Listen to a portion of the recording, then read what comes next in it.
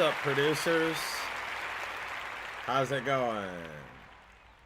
All right, it's Matt from Music Producer School. Hope y'all are doing well. It's Saturday, and it's a beautiful day where I am, so hopefully it's a beautiful day where you are also. Today we're going to finish up our discussion on synthesis, part 3. If you missed the first 2 parts, be sure to go back and catch them. We covered most of the basics for pretty much any synthesizer. That was whether it was a VST or a hardware synthesizer. So go back and check those out after today's lesson if you missed it. As always, be sure to join the Music Producer School community. I put the link in the Facebook comments. Join that. It's free. I'll approve you as soon as I go over to the link. We're going to be listening to your tracks over there today after class. So every Saturday after the Saturday class, I go over to the Music Producer School community and I let you post links via YouTube, SoundCloud, anything like that streaming. I will listen to your song live with the rest of the folks on the group. It's a private group, so it'll just be people that are interested in production, and I'm going to give you my feedback on your tracks, whether it be mixing, songwriting, sample selection, everything possible. So I will listen to your stuff there after class today. So be sure to join the Music Producer School community. What's up, Shresh? Good to see you, my friend. DJZ Sound Haiti. I see you sent me an Instagram link. It looks like you are giving it to me in French. Can you send me your comment in English? Go to Google Translate and put your comment in and translate it for English for me. I don't read French, sorry, and I can't get on Google Translate right now. So be sure, folks, leave me your questions, leave me your comments, join the Facebook Music Producer School community, and we're going to get started in just a second. I see Shreth has needs a tip. Procrastinate. Oh, Shreth. So, Shreth, just so you know, I wanna stay on task today, and that's actually a good part about productivity is, especially in our social media world, we are bombarded just every second. Hey, look at your phone, notification, click me, email, Snapchat, Facebook, Instagram, TikTok. It never ends. So the first important thing I want to tell you, and I'll try not to spend too much time on this today, but I wanted to mention, Shresh, I'm going to dedicate, and you know what? I may even do it next week. I want to dedicate a whole week on your exact question, which is procrastination, focus, inspiration, how to get shit done, because it's not as easy as you would think. Everybody thinks, and I used to think the same thing, that you're waiting for inspiration. It's just going to magically appear through the window in the studio one day, and you're going to finally be like, boom, there it is. I got it. And I'm sorry to tell you, but it does not work that way. I have some great resources that I'm going to recommend for you guys and girls in the form of books. You may have noticed I put the link for my Linktree in today in the comments, Linktree/Music Producer School. If you go to that link, and the first link on there when you click are the music producer inspirational quotes. So that's one part of it, is you need to be motivated to get done what you're trying to do. But there are other parts to the equation, and I don't have time to go into all of them today. But Shresh, I wanted to make a point to say this is such an important thing when it comes to production, because most people, a lot of us, we love making music. We love coming up with drum beats, melodies, chords, and that's all very important. But if you don't especially know how to finish, if you don't know how to finish a song, you're going to be one of these people that just has piles and piles of ideas or demos or, yeah, I'm almost finished, but I'm still tweaking. and you just never get anything out that way. And again, I'm not saying this to be boastful or anything about my own achievements, but just to qualify what I'm telling you guys. I don't want y'all to think I'm some just random dude saying stuff to y'all, okay? And I will show y'all some of this stuff as time goes on, but just know I have had multiple, not just one, I've had multiple songs on the radio. I've had my songs played in stadiums. I've been on the Billboard charts, the iTunes top 10 charts, and that's in multiple genres, not just like one EDM song, or I've had it in multiple genres. And the key to getting that is you have to finish your songs. Even if you get to a point where you're like, man, it's just not exactly how I thought it was going to be or should have been. You've got to get your stuff finished. So Shreth, like I said, I'm going to spend a whole week on this because I have searched and searched, just like some of you, and it sounds like you're searching. How do you get stuff done when you procrastinate or when you're not feeling motivated? And like I said, I have some really great resources, but I want to stay on task today. And that's part of being productive. You know, I wanted to answer your question and let you know that I'm going to spend a whole week on this. And I'll try and actually maybe do it this week coming up because it's very, very important. Because all the stuff I'm teaching you guys, it means nothing if you don't ever sit down and do it. If you're always like, oh, well, I got to wait until 3 a.m. before my creativity strikes. You know, like I used to be like that. I used to be like, man, I don't get creative until after midnight. So I used to work literally I would start working at midnight and finish at like 6 or 7 in the morning. And I did that for a few years. First of all, it's not healthy. Staying up in the late night hours like that and sleeping during the day, it puts your whole brain and body out of whack. I would not recommend it to anybody if you don't have to work like that. What's up, Dr. Simon? Thank you for saying hey, my friend. So anyway, Shrest, there's a lot of things I have to say about that. I want to stay on task and finish the synthesis section today, but rest assured, we're going to talk a lot more about inspiration, motivation, creativity, and procrastination. So just hang in there, my friend, and I will try to give you some better, more specific answers because I do believe that I have some very good ones that I've learned over the years. So anyway, you guys, let's go ahead and get started.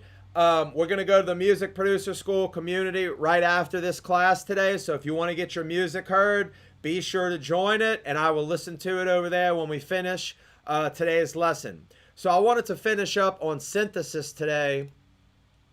And once again, I'm going to go to my good friend Ableton here. And I wanted to just show y'all a couple kind of more outside of the box ways to think about using synthesizers.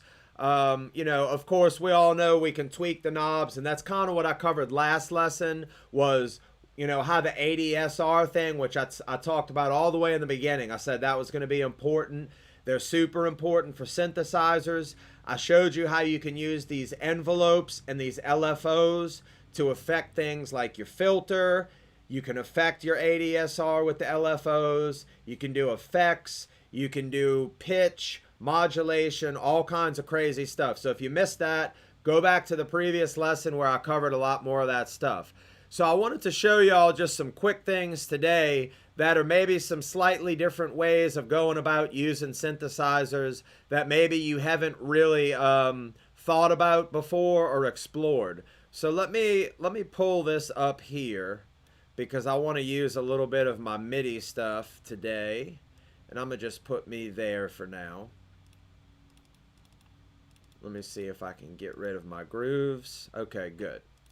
So when you're using a synthesizer, and right here I just have this little chord line written out right here, right? Let me shrink this just a little bit so we can see all of it.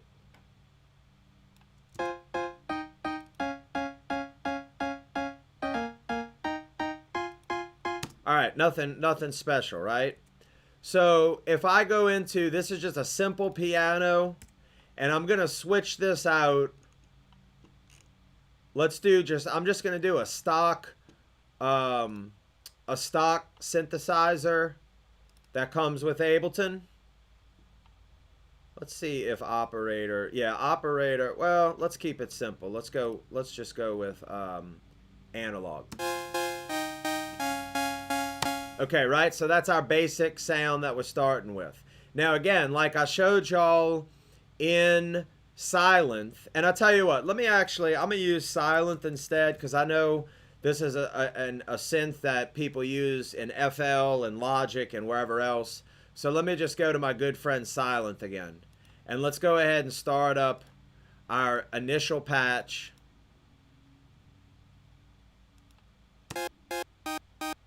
Right? Okay. So we have a quick cutoff, because when the key is released, meaning when the note cuts off, so these are short notes, right? Sustain up here. That's my sustain knob.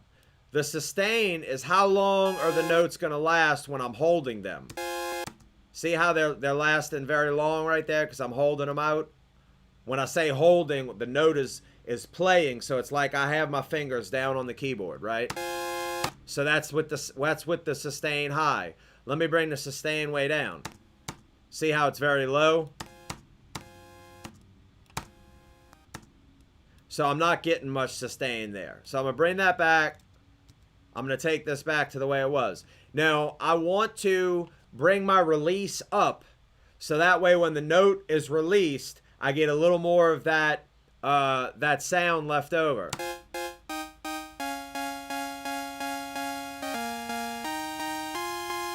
So you guys who are in the EDM, y'all might start recognizing this sound. What this is when you start messing with this release, and it's kind of one of those build-up things where it'll start very tight, and then you're going into a new section. So one of our users in the community, I think 2 weeks ago, posted a song, and I was telling him, hey, it'd be cool if you had some build-up kind of effects to go into your next section of your song, to give the listener a cue of like, oh, something new is coming up. So this is one of those tricks that you can do with your synthesizers, where all you got to do is start bringing the release up, and it's going to sound like that build up into maybe a drop, for example. So check it out. This is all I'm doing is bringing up the release.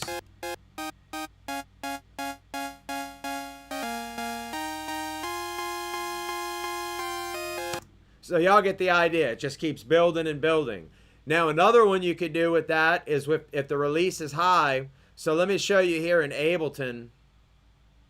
When I start messing with, and this is a feature that I love about Ableton, when I start messing with this release, you see this red line that's coming up and down here?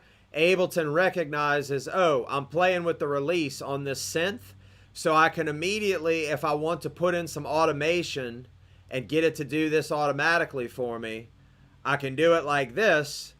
And now I've already automated that effect. So it's just going to build and build and get bigger and bigger.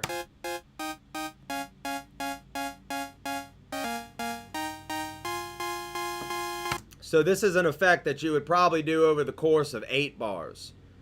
So let's do it like this. And then let's listen to that.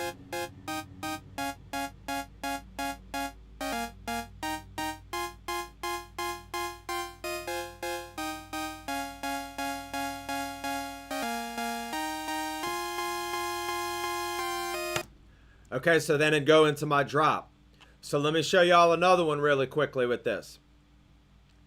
Remember I told you about these oscillators, right? You can do different types of waveforms, and I told you that noise would be important. So noise. I'm going to go ahead and I'm going to put a noise oscillator in there, and I'm going to bring a voice up.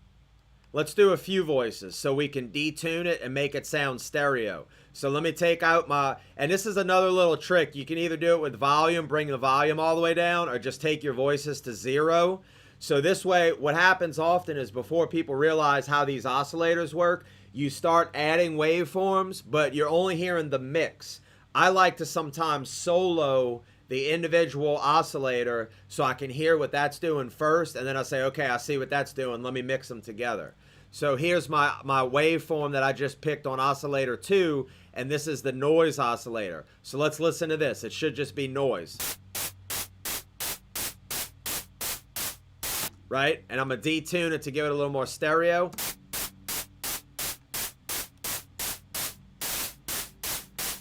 Okay, something like that, right? So you might be like, all right, that sounds stupid. Why would I do that? Okay, well, let me show you. I'm going to bring my main voice on the oscillator A1. I'm going to bring that back in.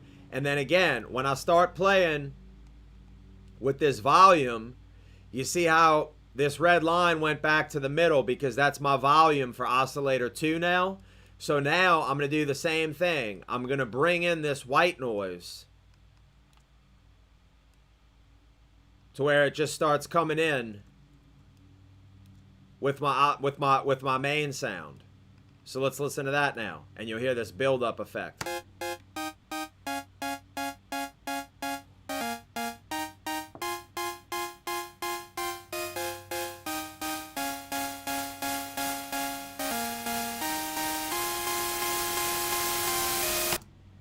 And then you combine that, let's say, with a filter here. And instead of the low pass, which is what I was showing y'all last time, let's do a high pass. And then we're going to do our cutoff very low because we want to start cutting out the lows. Again, think of high pass. I want the highs to pass through, meaning I want to just keep moving the filter up. Highs pass through, lows cut out. So now let's do the same thing with this filter. So as this effect starts to take place, I'm going to start cutting out the lows with the high pass filter.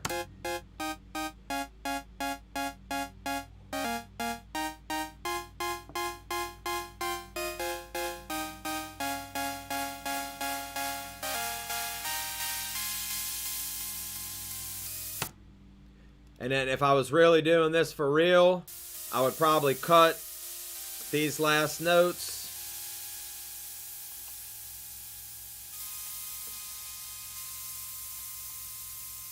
So at the end, it would sound like this. And then I would cut it out. So let's do one more. Let's turn our reverb on here. And let's make it a nice big reverb. And then with my dry wet, I'm going to do the same thing. Same deal. Just bring it up, bring it in.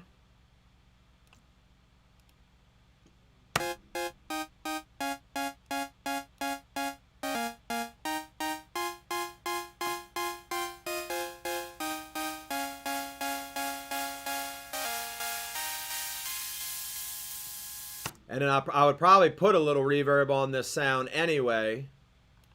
And then the final piece of the puzzle is, again, on the end here, you're going to hear how we kind of have some decay at the end, some leftover.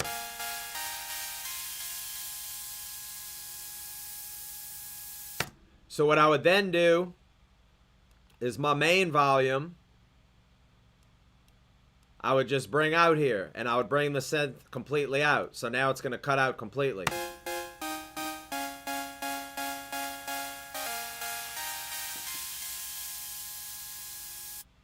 And then we just come down with a nice hard drop type of a deal, right?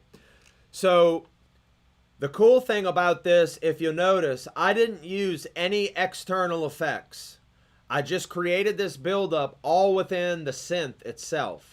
So that's what I wanted to kind of show you as idea number one today, which is when you start learning your controls of your synths, you don't have to go looking for pre-made sounds that already have this stuff built in. Because a lot of times what's going to happen is they're going to have a synthesizer that the sound is cool, and if you play it in the exact right way that they programmed it, it'll kind of sound cool when you do this naturally. Because essentially what they're going to do on a lot of these presets is they're going to program in one of these low frequency oscillators, and they're going to time it to maybe go over the course of 8 bars, let's say. But again, if you know what you're doing and you know how to do these controls yourself, you can just write in your own automation and you can do it a lot quicker, and it's going to sound exactly how you want it to sound. What's up, Freche?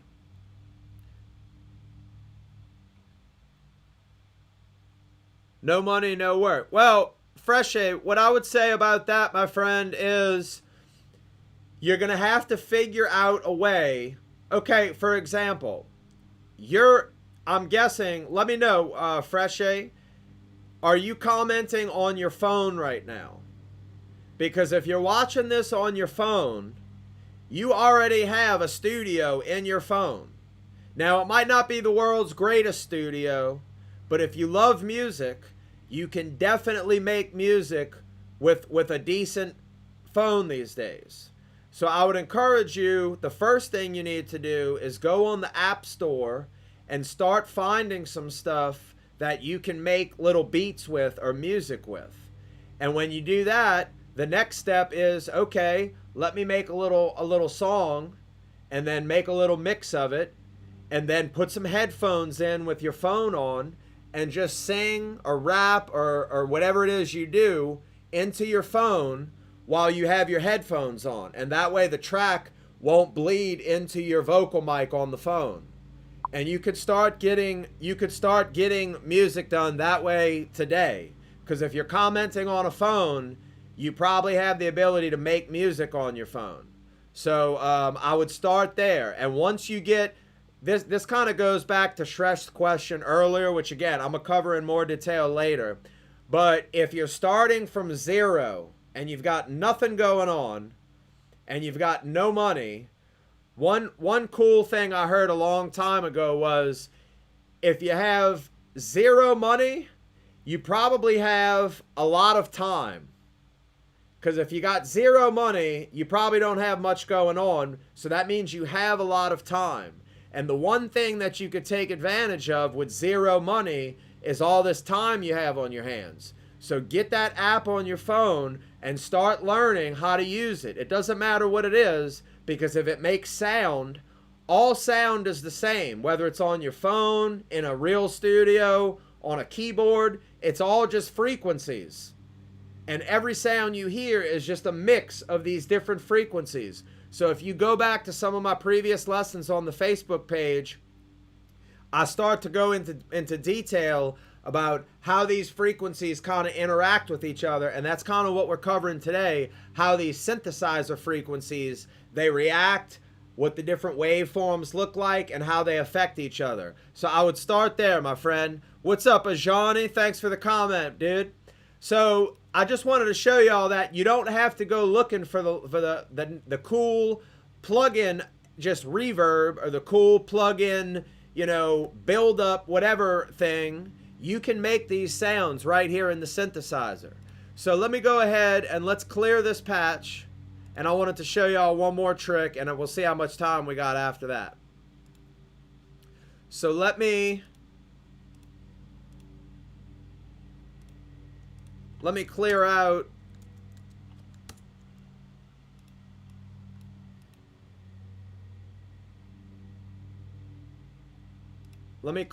my my automation here. So I'll just copy this to a new track so we can keep track of that.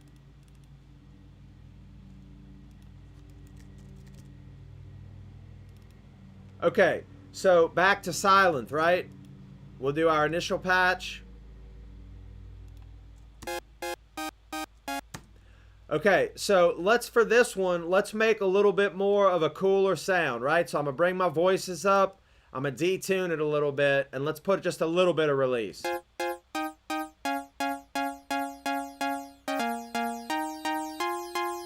Okay, cool.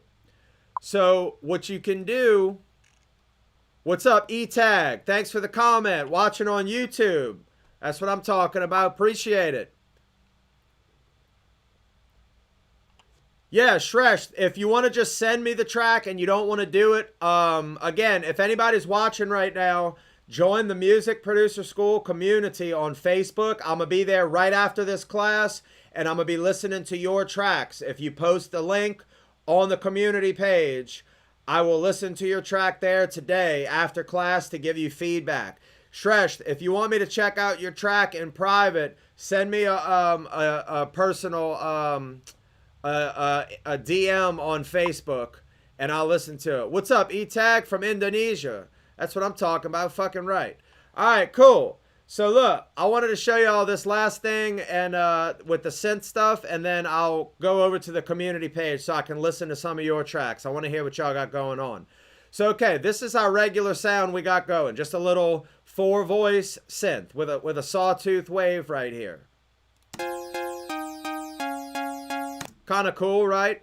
So what I wanted to show y'all is this is only with this one oscillator, okay?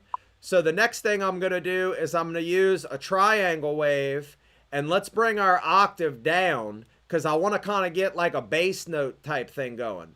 So let me just bring the volume off of our main synth, and I'm going to bring the voice here, and let's see what this bass note sounds like.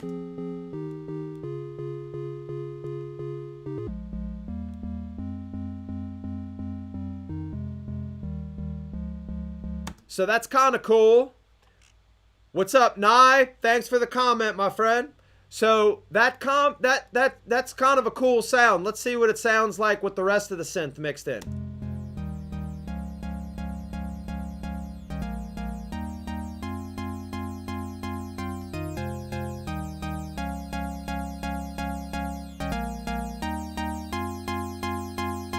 All right, so that was a little bit cooler than I thought it was going to be.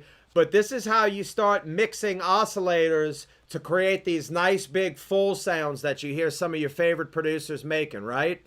So what I wanted to do is take this a step further, because let's say we like this, but let's say, okay, we got a cool, like, that's kind of like a mid-range bass sound. And let's see if we bring the octave up what it sounds like.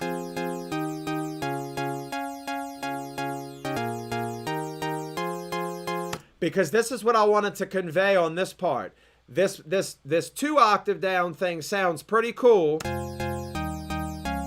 But the problem I see is, or hear, is that there's so much low end going on in just this, because this thing is playing the chord, which is 3 notes at the same time, 2 octaves down.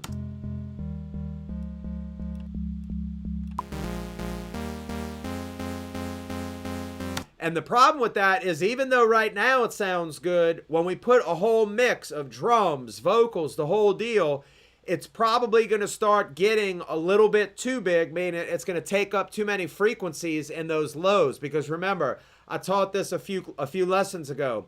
The low frequencies are what takes up most of your headroom, meaning your volume in your track. It takes up the most energy. So when you try to go to mastering and you try to make your track nice and loud like everybody else's, this instrument, this synthesizer, is going to have so much energy in the low end, you're going to start wanting to cut out a lot of the low end. But then you start losing the sound. So what can we do about that? Well, what I would do, I kind of like that triangle sound, but let's just go 1 octave down.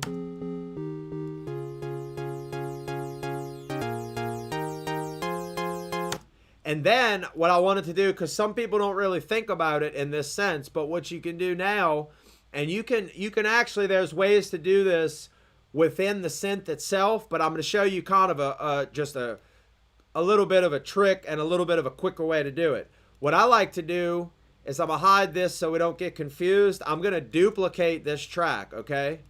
And I'm going to call this high synth, because again, I'm big on labeling everything.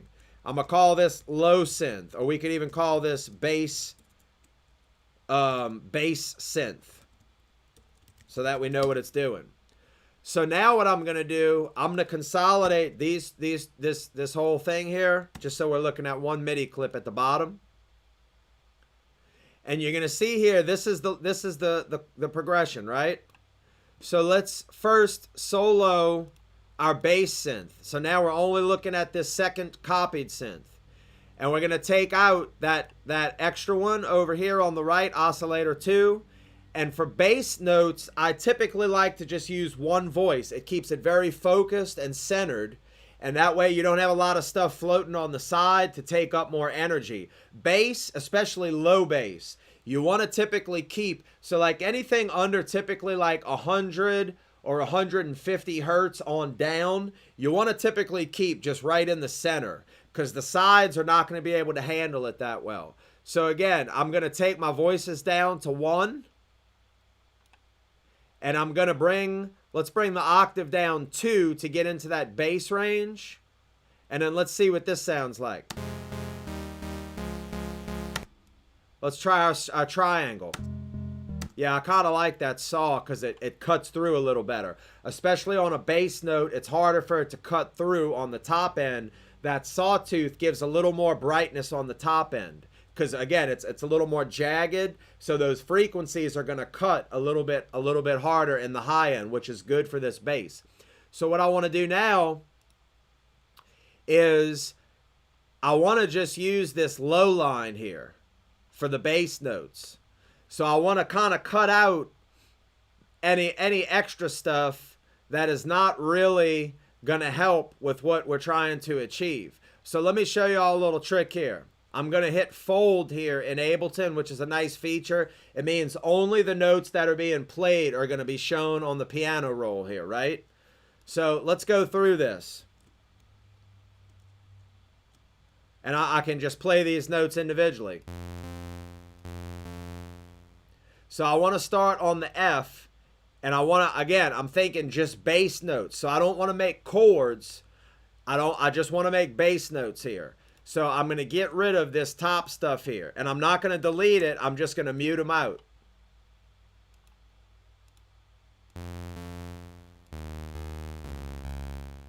Now that matches what we're doing because obviously I copied the original line, right? So this is what the synth is doing in the chord. This is what the bass is doing. It's the same exact MIDI. However, I wanted to kind of show you this to get you thinking in different ways when you're writing music. Don't just copy it, because you could just do this. You could just, let me put these back on. You could just say, okay, well, I know that these are all the bass notes on the bottom, right?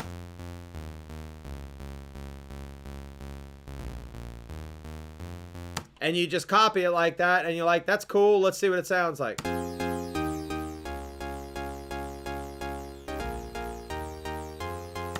Okay, it works. But what I wanted to show y'all today is to start thinking of this stuff in a slightly different way. So instead of just copying it note for note, use some of the existing notes. And if your synth line, so you can see this is our original synth line. We're going chord, chord, and then we're going down, down. So why not on the bass, instead of going down, when the synth is going down, let's think contrast. Always when you're producing, think contrast.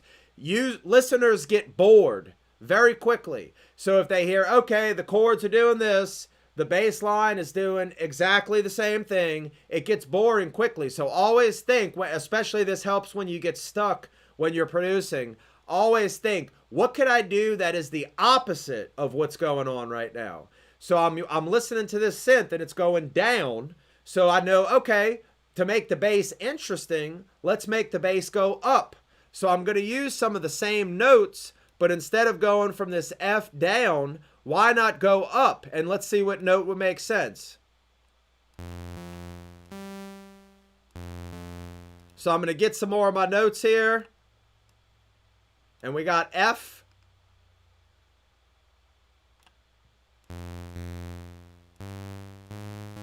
So that G sharp, I'm sorry, G. So you can see we're already using the G here. So why not, when we're writing this bass line out, we took the bottom two notes here. Let's take the top two notes here. And I'm going to bring them down an octave with shift down arrow is the Ableton command for that. So let's get rid of these now.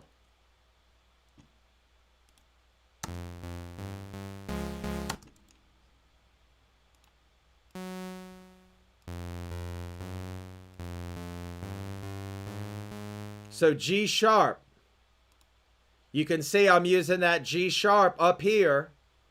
So again, let's take the G sharp, bring them down an octave, and that's going to become part of our new bass line. So now you see our bass is going here, up, up, while our synth line is moving down. Now let's listen with the synth. See how it makes it a little more interesting. And we start getting some cooler sounding harmonies that way. So I'm not going to go through that whole example. I just wanted to give you the idea. And especially when you get stuck on stuff, always think to yourself when you get stuck or something sounds boring, think to yourself, okay, what is happening right now? What is the opposite I could do? Because that's what's going to take the listener's ear and be like, oh, I didn't see that coming. Okay. So that's another little synth idea I wanted to show you guys to think about, start practicing. And this applies with anything, with drums. I think on the drum lesson a few weeks ago, I showed y'all a little bit of this idea as well, which is if you've got like, say like a fast hi-hat pattern and it starts to get repetitive and boring, well, after a little while, say, okay, well, on the next bar, what could I do that's completely different? Let's do something slow, or let's change up the cadence. You know, if you're doing straight 16ths, maybe we do slow triplet notes, you know, that kind of a thing. So I hope that sparked a couple ideas for you guys out there, and our lady producers. I don't want to forget about y'all. I know you're out there as well. So I just wanted to open up your eyes if you've never thought this way before when it comes to combining synthesizers, because a lot of people, when they start learning, oh, okay, I can go into my synth and I can start putting these other, you know, these other waveforms in here and messing with the octaves.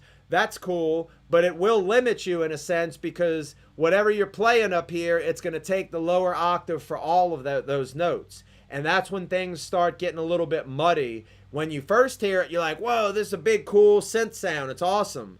But then when you start getting to your mix, you're going to be like, oh, shit, this synth sound is way too big. I need to cut some things out. So what I like to do is think ahead, and I'll start kind of separating my bass, because another cool thing about this is, check this out, and then I'm going to wrap it up. I'll do the second bar of this, and we'll just focus on this for now to finish up the lesson. So we're going up.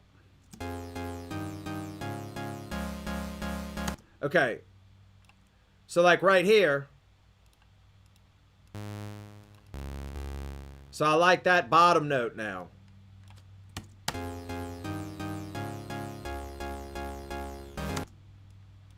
And we're just going to focus on that. So the cool thing about separating out your bass synth like this is I can go in while this loop is playing and I can start messing with the sound. I could put a whole nother synthesizer on here if I wanted.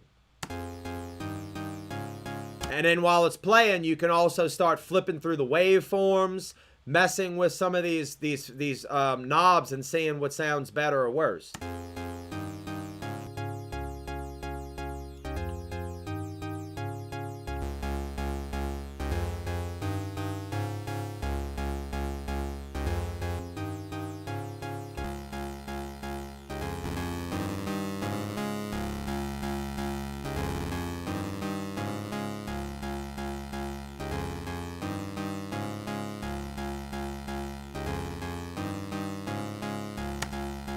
And another key thing, the last thing I want to point out about this that's key, is especially, I told y'all at the beginning when I first started doing this, ADSR, learn it, learn it, learn it. Because what you're going to hear is when I start playing this bass and I put this distortion on here to kind of emphasize it, what you're going to hear is, you hear that bass is kind of overlapping, right?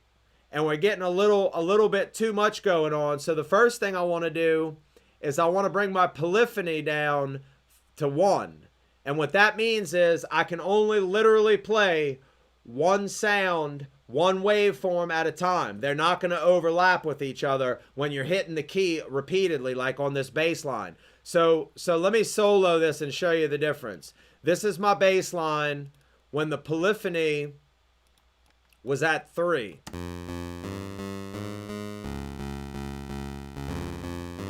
You hear on that last part when the bar loops, it kind of overlaps. That's no good. So let's bring our polyphony down to 1. Now listen to it. You hear how it was a nice clean break from note to note? These are the little things that you want to start learning and paying attention to, because when you hear these nice super clean mixes that your favorite producer or DJ just put out, it's not always just the mix. like the EQing and whatever, you have to start being conscious of, are my notes overlapping with each other? Is that muddying stuff up? Especially with bass and especially with drums and especially kick drums. So I wanted to show that as well because it's super important. And then another thing I can do is, again, I can mess with my release here. So while this line is playing with the synthesizer on top, I can start adjusting my release and I'll get the bass just super tight enough to where it's going to fit just perfectly with that synth on top. So let me go a little too much and then I'll dial it back to where it sounds like it's perfect.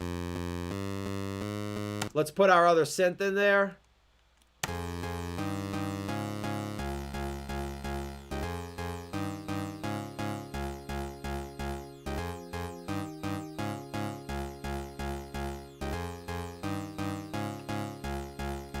So that sounds pretty good to me. So again, that's key, because what's going to happen is, even if you did a synthesizer where you just got it to play just those bass notes, your release is typically going to affect everything. So even though the release time might be the same for your bass note and your high stuff, because the bass notes have so much more energy, they to the ear may actually sound longer, even though they're set to the same release time as the top synth. So I don't want to get too complicated on this right now, but I just wanted to introduce this to y'all so you can start thinking about it, because again, mixing and getting super clean mixes is not always about just compression and EQ. As a producer, you have to be thinking about all these little details so that your notes aren't overlapping. Because once it gets to the mix time, like let's say you send your track off to a mixer, if your notes are overlapping all over like this, there's nothing they can do about it if they don't have the MIDI and the synthesizer plugins to adjust themselves. So that's a super important thing. I wanted to just focus on that today. And again, we're going to get way more into this stuff as time goes on. I don't want to go too crazy right now. I'm just trying to introduce these little bits to you guys and girls so that you can be thinking about this stuff on your tracks and on your future productions. So with that being said, I'm about to head over to the Music Producer School community on Facebook. I would encourage you, if you haven't joined it, go ahead and click join. I'll be on there in about 5 minutes. Anybody who clicks join right now, or who has and I haven't approved you, I'm going to go over and approve you right now. And if you want to post your music so that I can listen to it and we can all just kind of see what everybody's making these days, it's been a lot of fun. So I would encourage you to go there now and do that. I'll see you guys in about 5 minutes. I hope y'all enjoyed the lesson today. I'll see you over in Music Producer Community School. If not, have a great weekend.